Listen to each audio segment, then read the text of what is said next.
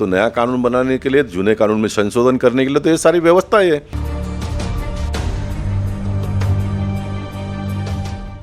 Wellington society के लोगों को बाहर निकलना पड़ेगा घर से, तो मैं अपना सर का मुंडन कर लूँगा। लेकिन उसके साथ साथ में ये सारे लोग किसके लिए है? तो जनता के लिए। मैं मानता हूँ कि जनता सबसे बड़ी है। मुंबई सपनों का शहर है और यहाँ पर हर किसी को अपने आशियाने की आस होती है और यही वजह है कि लोग तिनका तिनका कौड़ी पाई पाई चुनकर लोग अपने घर खरीदते हैं। लेकिन कहीं ओसी का मामला तो कहीं बिल्डर की लापरवाही, इसकी वजह से लोगों के घर उनसे छीनने की भी नौबत आ जाती है। और यही वजह है कि मुंबई की अगर बात करें तो आर्थिक राजधानी मुंबई कंक्रीटों का शहर भी बन गया है। हर तरफ डेवलपमेंट बड़ी तेजी से हो रहा है, लेकिन उतना ही भ्रष्टाचार और लगातार बिल्डर की लापरवाही भी सामने आ रही है। कहीं पर प्रशासनिक विभाग की लापरवाही है तो कहीं पर बिल्डर की। एक ऐसा मामला जिसको लेकर पिछले 15 दिनों से पूर्व सांसद गोपाल शेट्टी लगातार प्रयत्नरत है कि वहां के लोगों को न्याय मिल सके, क्योंकि ओसी न होने की वजह से अदालत का एक बड़ा फैसला आया है कि 17 महले से लेकर 34 महले तक के लोगों को घर खाली करने का आदेश दिया गया है। आप भी जानते हैं कि मुंबई में घर खरीदना कितना मुश्किल होता है। करोड़ों रुपए का मकान, क्योंकि दक्षिण मुंबई ताड़देव जैसे इलाके में अगर बिल्डिंग में घर खरीदना हो तो आपके लिए नाको चना चबाने की बात सामने होती है। लेकिन जिस तरीके से बिल क्लिंटन मामले को लेकर लगातार गोपाल शेट्टी जी प्रयत्नरत हैं, लगातार उन लोगों को न्याय दिलाने की जद्दोजहद में लगे हैं कि जो लोग पाई पाई जोड़कर घर खरीदे हैं। सर, जिस तरीके से, सबसे पहले तो इन 24 न्यूज़ में आपका स्वागत है। लगातार हमने देखा है कि गोपाल शेट्टी जी उन लोगों के साथ खड़े होते हैं, चाहे वो सिर्फ उनका लोकसभा क्षेत्र ना होते हुए भी पूरी मुंबई के लिए एक जनसेवक के तौर पर इस समय गोपाल शेट्टी काम कर रहे हैं। बिल क्लिंटन के मामले में क्या कुछ अपडेट अब तक हो पाई है? क्योंकि हमने देखा आप भी धरना प्रदर्शन में शामिल हुए, जो है दमकल विभाग के जो है कार्यालय का घेराव किया गया। वजह क्या मानते हैं कि प्रशासनिक अधिकारियों की लापरवाही या जो डेवलपर होते हैं उनकी लापरवाही होती इस तरह के मामलों में? देखिए, सबसे पहले तो मैं कहूँगा कि एरिया के बाहर भी आप काम करते हो। मैं मानता हूँ कि एक जनप्रतिनिधि के लिए कोई एरिया नहीं होता है। सामाजिक क्षेत्र में काम करने वाले के लिए कोई एरिया नहीं होता है। पूरा ये अपना देश है और अब तो पूरा दुनिया ग्लोबल हो गया है। तो मैं इस विषय में मेरे अपने लोग भी मुझसे थोड़े नाराज़ है कि ये कहीं पर भी जाकर काम करते हैं। मैं तो ये कहूँगा कि आप करिए और मेरे जैसे अनुभव व्यक्ति को आपने मदद लेना चाहिए। मैं भी तो किसी का मदद लेता हूँ और लेकर तो मैं सीखा हूँ। वेलिंगटन का मामला बहुत सीधा साधा है। मैं बहुत खुलकर अगर कहूँ, अभी तो मैं सब खुलकर कहूँगा। मैं पहले और दूसरे चरण में हाई कोर्ट ने ना कहा, सुप्रीम कोर्ट ने ना कहा, फिर हाई कोर्ट ने कहा कि 3 हफ्ते में खाली करो। तब तक मैं न्यायालय का समर्थन करता था, सभी आदेशों का, क्योंकि न्यायालय का सम्मान हमने करना चाहिए। हम अभी भी करेंगे, कल भी करेंगे।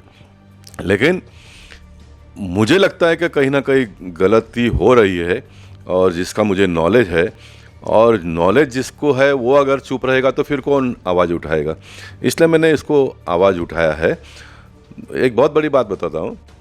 जब तक देखिए, 2 बातें उसमें, एक तो ऑक्यूपेशन सर्टिफिकेट और एक फायर का NOC कॉम्प्लाइंस पूरा करना।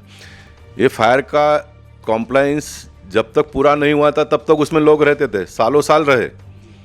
अब न्यायालय के हस्तक्षेप के बाद में लोगों ने सारे कॉम्प्लाइंस पूरे कर दिए और अब न्यायालय कहते हैं कि आप रह नहीं पाओगे। तो मेरा इसका विरोध है, मैं इसके विरोध में लड़ रहा हूँ। ऑक्यूपेशन सर्टिफिकेट के बगैर बहुत सारे इमारत खड़े हैं। ऑक्यूपेशन सर्टिफिकेट एक रूल है। कानून क्या है कि कानून आपको बिल्डिंग का प्लान पूरा अप्रूवल करके बिल्डिंग बांधना चाहिए। वो हुआ है। बिल्डिंग बांधने के लिए जो बाकी सारे जो नॉर्म्स होते हैं वो सारे फुलफिल हुए हैं। ये मैं नहीं कह रहा हूँ, ये कॉरपोरेशन के पेपर कह रहे हैं। कॉरपोरेशन के पेपर कह रहे हैं कि सब विद इन द रूल्स है। अब ऑक्यूपेशन एक अंतिम पायदान है कि भाई ऑक्यूपेशन सर्टिफिकेट प्राप्त होने के बाद में आप रहने के लिए जा सकते हो। ये अच्छे मकसद से बनाया गया कानून है। लेकिन बीच के दिनों में अधिकारियों की सहायता न होने से या तो फिर उनके भ्रष्ट नीति के वजह से ऑक्यूपेशन नहीं दिया, बिल्डर ने ऑक्यूपेशन नहीं लिया, फिर लोग उसमें रहने लग गए, एक सिस्टम बन गया।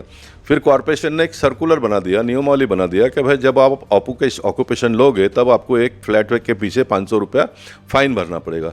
ओके, आप वो 500 का 1000 करिए, 5000 करिए, उसमें हम बीच में नहीं आएंगे। रेवेन्यू मैटर तय करने का काम ये सरकार और कॉरपोरेशन का होता है।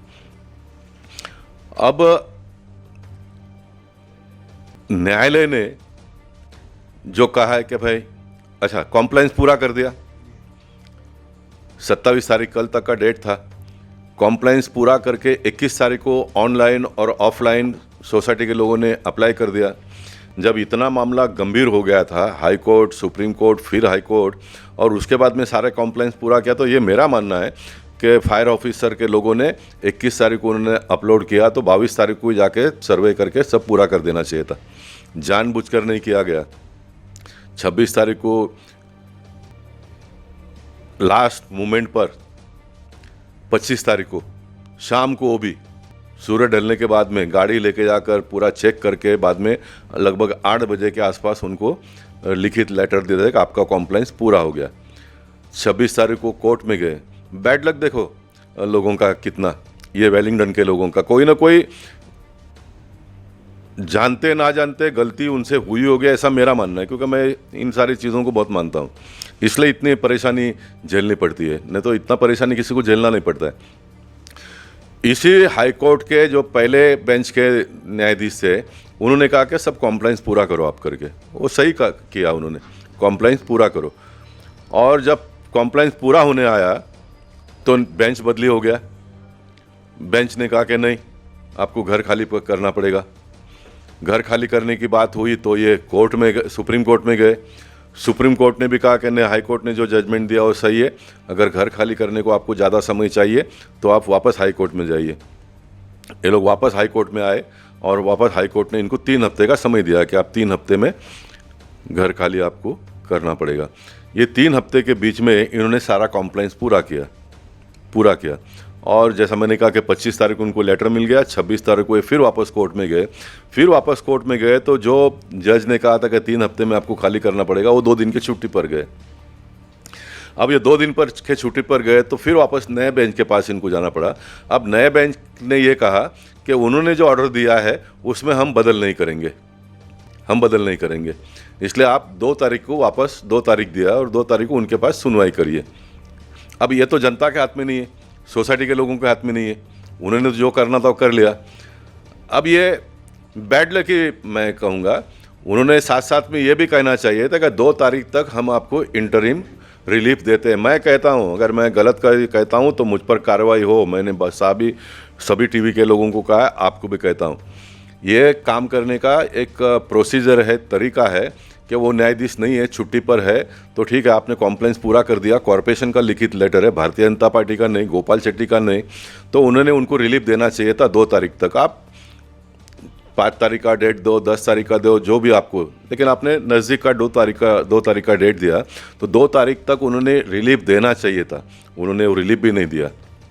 तो क्या हम अभी मुंह पे पट्टी लगाकर चुपचाप बैठे? क्या इसलिए हम राजनीति करते हैं, इसलिए हमको लोगों ने वोट देकर नेता बनाया? तो हम इसका विरोध कर रहे हैं। फिर मैं मुख्यमंत्री के पास गया, मुख्यमंत्री ने फ़ोन किया गगरानी साहब को। गगरानी साहब ने, जब उन्होंने आंदोलन किया 25 तारीख को, तो गगरानी साहब ने मेरे पास व्हाट्सएप में अभी भी ये मैसेज भेजा मुझे कि उनका पूरा प्रोसीजर पूरा हो गया है, हम उनको कोऑपरेट कर रहे हैं, उनको आप बोलिए सोसाइटी के लोगों को वापस कोर्ट में जाकर बोर्ड पर लाकर इसकी सुनवाई करें।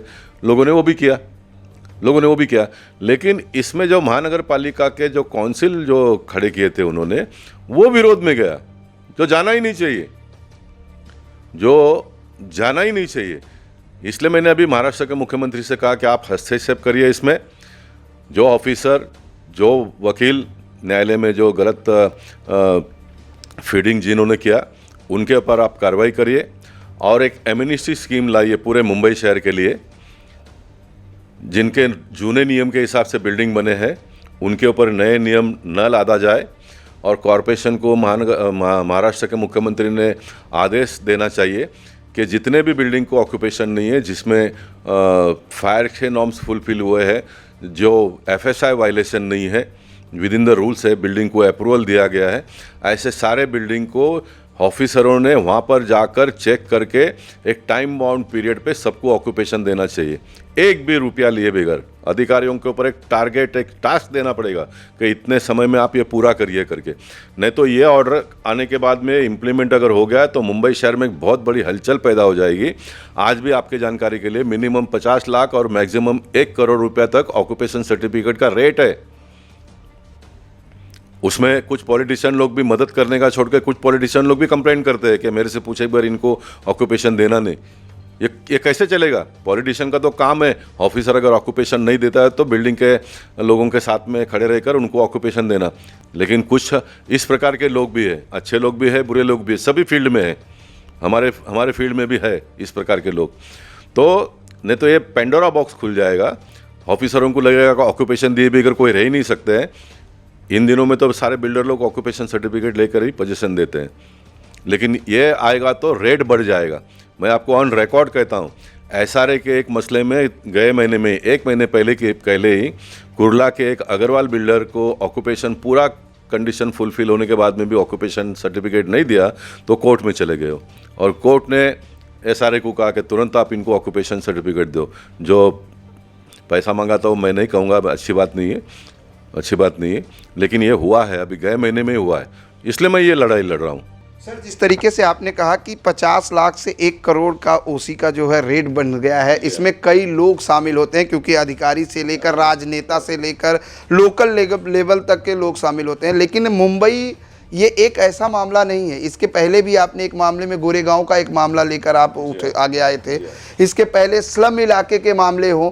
आखिर वजह क्या मानते हैं कि इस तरह की घटनाएं हो जाती हैं, भ्रष्टाचार हो जाता है, तब लोग जागते हैं? चाहे वो कैंपा कोला भी आपने सुना रहा होगा कि किस तरह से कैंपा कोला का पूरा मामला हुआ कि प्रशासन को पता ही नहीं चला और बिल्डर ने बिल्डिंग बांध दी, बाद में रहवासियों को नोटिस दिया जाता है, घर तोड़ा जाएगा, घर खाली किया जाएगा, और सेम मामला ऐसा था। वजह क्या मानते हैं? नहीं, मैं फिर एक बार बताऊंगा आपको कि कैंपा कोला का मामला भी, उसमें 10% एफएसआई वायलेशन था। सेंट्रल गवर्नमेंट ने जो कानून बनाया स्टेट गवर्नमेंट में, उसमें खाली एक 24 घंटे का फ़र्क हो गया। वो 24 घंटे के बाद में अगर सर्कुलर निकलता तो कैंपा कोला भी विद इन द रूल्स हो जाता था। मुंबई शहर में ये जो बालकनी का अभी इन दिनों में जो मसला चल रहा है कि वो एफएसआई फ्री देना चाहिए नहीं देना चाहिए, इस प्रकार का एक मसला चल रहा था, जो उपनगर को फ्री में देने का बाद में सरकार ने निर्णय किया, लेकिन शहर को नहीं दिया। शहर को नहीं देने का कारण ये कि शहर में 1.33 एफएसआई परमिसेबल था और उपनगर में 1 एफएसआई था, इसलिए सरकार ने शहर के लिए नहीं लिया। तो वो कैंपा कोला का बिल्डिंग को वो प्रॉब्लम फेस करना पड़ा, लेकिन आंदोलन की वजह से वो बच गया। और अभी तो कानून में बदलाव हो गया तो वो भी अभी एफएसआई में आ जाएगा अगर रेगुलाइजेशन को करना है तो। इसलिए लड़ने पड़ते हैं। देखिए, कानून कोई अंतिम नहीं होता है। डॉक्टर बाबा साहब अम्बेडकर जी ने घटना बनाया, संविधान बनाया, उसमें व्यवस्था रखा है कि समय समय पर आवश्यकता पड़ने पर कानून में संशोधन किया जाएगा।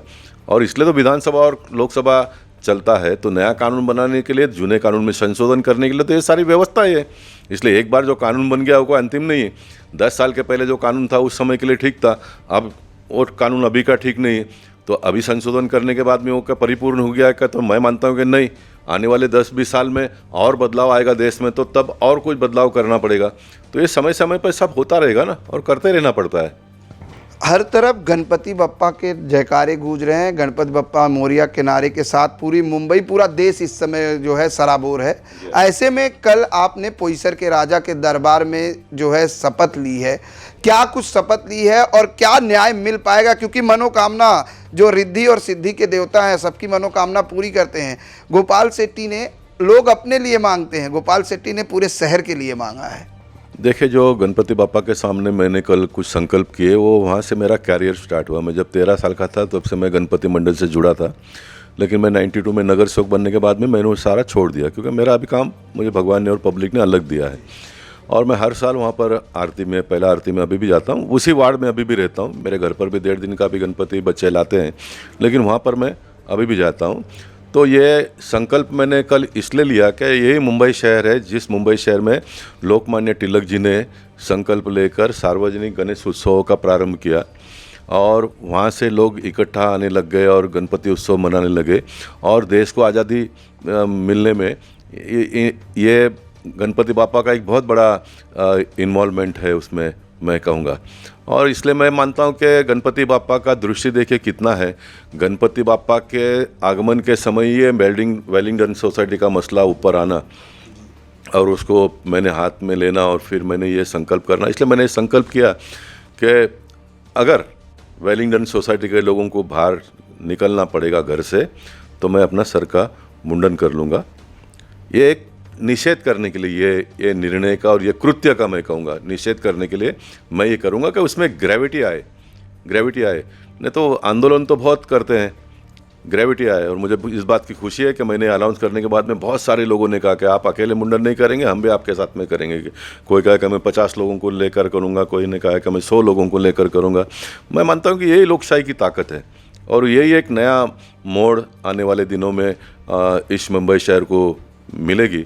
और मेरा अभी भी मानना है, अब लोग कहेंगे कि भाई हाई कोर्ट ने ना कह दिया, सुप्रीम कोर्ट ने कहा नहीं ना कह दिया, फिर वापस ने हाई कोर्ट ने 3 हफ्ते का समय दे दिया, फिर चौथी बार भी हाई कोर्ट ने कहा कि नहीं आपको घर से बाहर निकलना ही पड़ेगा। तो आप इतने बुद्धिमान हो क्या जो बोलते हैं कि नहीं निकलना पड़ेगा और नहीं निकलना चाहिए। तो मैं ये कहूँगा कि आप स्कूल में जाते हो तो एसएससी करने के लिए अब 10 साल लगते हैं आपको, फिर 3 साल करो तो फिर आप बीकॉम हो जाते हो, फिर और 3 साल करो तो और डबल ग्रेजुएट हो जाते हो। तो मैंने साहब 40-45 साल इस सिस्टम में काम किया है, तो मैं कितना ग्रेजुएट हुआ हूँ ये पब्लिक के काम में, उसका आप हिसाब कर लो। और इतनी सारी डिग्री पब्लिक ने देने के बाद में अगर मैं उसका उपयोग पब्लिक के लिए नहीं करूँगा तो मेरे से बड़ा पाप हो जाएगा और वो पाप मैं नहीं करना चाहता हूँ। बिल्कुल, राजनीति में ग्रेजुएट और डिग्री लेने के बाद लगातार गोपाल शेट्टी पूरी मुंबई में आज हर तरह के भ्रष्टाचारों पर आवाज़ उठाने के लिए संकल्प कर चुके हैं। अगर बात करें जिस तरह से जस्टिस चंद्रचूड़ का एक बयान सामने आया जिसमें उन्होंने कहा कि अगर कार्यपालिका काम नहीं करेगी तो न्यायपालिका को उसमें दखल अंदाजी करनी पड़ेगी। लेकिन ने भी कहा होगा, लेकिन आपने जो वीडियो अभी देखा वो जस्टिस गवाई साहब का है। जस्टिस गवाई साहब ने बहुत सही कहा है कि न्यायपालिका को हस्तक्षेप करना ही पड़ेगा और न्यायपालिका हमेशा करती है और न्यायपालिका ही फिर पार्लियामेंट को निर्देश देती है कि भाई कानून में संशोधन करो करके, और फिर सरकार करती है और इसी तरह से हमारा सिस्टम चलता है। अब ये भी बार बार चर्चा होता है न्यायपालिका बड़ा या फिर पार्लियामेंट बड़ा या तो गवर्नर साहब बड़े या तो राष्ट्रपति बड़े, ये भी चर्चा होता है। मेरा मानना ये है कि लोकशाही में ये सभी लोग बड़े हैं, लेकिन उसके साथ साथ में ये सारे लोग किसके लिए है तो जनता के लिए। मैं मानता हूँ कि जनता सबसे बड़ी है। जनता को जो समय पर जो आवश्यकताएं होती है वो ये सारे सिस्टम के लोगों ने परिपूर्ण करने का, व्यवस्था करने का, उसका किस प्रकार से कानून बनाने का, उसका कितना चार्ज लगाने का, क्या करने का, वो सब कर लो आप। लेकिन ये जनता की आवश्यकता है, उसको पूरा करने के लिए ये सारे अंग है, ऐसा मेरा मानना है। जनता सरोपर होती है हमेशा, लेकिन जैसे आपने शुरुआत में ही इंटरव्यू में कहा कि जब मैंने यहाँ से बाहर निकलकर काम करने की कोशिश की तो हमारे ही लोग नाराज़गी भी व्यक्त किए हैं। कई ऐसे लोग नाराज़ भी हैं, पार्टी के भी लोग होंगे या जो राजनेता होंगे जिनका वो अधिकार क्षेत्र आता होगा कि आखिर उत्तर मुंबई से दक्षिण मुंबई आने की गोपाल शेट्टी को ज़रूरत क्या थी। नहीं, आपको मैं बताना चाहूँगा कि कोई भी कहीं पर भी जाके काम सकता है, उसमें कोई रोकता नहीं है और कोई रोकेगा तो रुकना भी नहीं चाहिए। लेकिन मंगल प्रभात जी हमारे बहुत बड़े नेता है, मंत्री है, पालक मंत्री है इन दिनों में, उनको कुछ प्रोटोकॉल है, इसलिए उन्होंने मुझे कहा कि गोपाल जी आप थोड़ा ध्यान दीजिए। अभी भी आज कमिश्नर के पास जा रहे, लेकिन मेरे घर पे आरती है इसलिए मैं नहीं जाऊंगा। अगर उनका आंदोलन लंबा चला तो फिर मैं वापस चला जाऊंगा। और जो मुद्दा आपका मेन है कि लोगों को ख़राब लगता, तो ये कोई नई बात नहीं, ये मानव स्वभाव है। छोड़ दीजिए ना पॉलिटिक्स और बाहर के लोगों का। आपके घर में अगर 4-6 लोग रहते हैं तो 4-6 लोगों के एक जवाबदारी है, वो करते हैं। और उसमें कोई अगर दखलंदाजी देता है, हस्तक्षेप करता है, तो हम अपने घर के लोगों को बोलते हैं तुम तुम्हारा काम करो, मैं मेरा काम करता हूँ, कहते हैं ना। तो ये यहाँ से ही डेवलप हुआ है। लेकिन मेरा ये मानना है कि नहीं, थोड़े इन सारे स्वभावों से उठकर हमने काम करना चाहिए, तो आपको सफलता मिलेगी। बिल्कुल, बात करें तो जिस तरह से विल्किंटन के सोसाइटी के मुद्दे को लेकर लगातार पूर्व सांसद गोपाल शेट्टी मैदान में है और उनका साफ तौर से कहना है कि अगर उनको न्याय नहीं मिलता है, उनको घर से बाहर किया जाता है, तो मुंडन कराकर वो और भी तीव्र आंदोलन करेंगे ताकि उनको न्याय मिल सके। लेकिन सवाल ये है कि ओसी को लेकर जिस तरह से गोपाल शेट्टी जी ने खुलकर कहा कि ओसी का रेट फिक्स है, 50 लाख से 1 करोड़। आखिर वजह क्या है कि इस तरह के मामले सामने आते हैं? लोग करोड़ों का मकान तो ले लेते हैं, लेकिन उसके लिए फिर उनको जो ज़रूरी दस्तावेज हैं उसके लिए उनको दर बदर भटकना पड़ता है। और यही वजह है कि आज बिल क्लिंटन के लोग सालों से रह रहे हैं, लेकिन पिछले 15 दिनों से उनका जो दिनचर्या है वो ऑफिसों का चक्कर काटने का पड़ रहा है, उनको आंदोलन करना पड़ रहा है। कैमरामैन FS पटेल के साथ प्रदीप शर्मा, IN24 न्यूज़, मुंबई।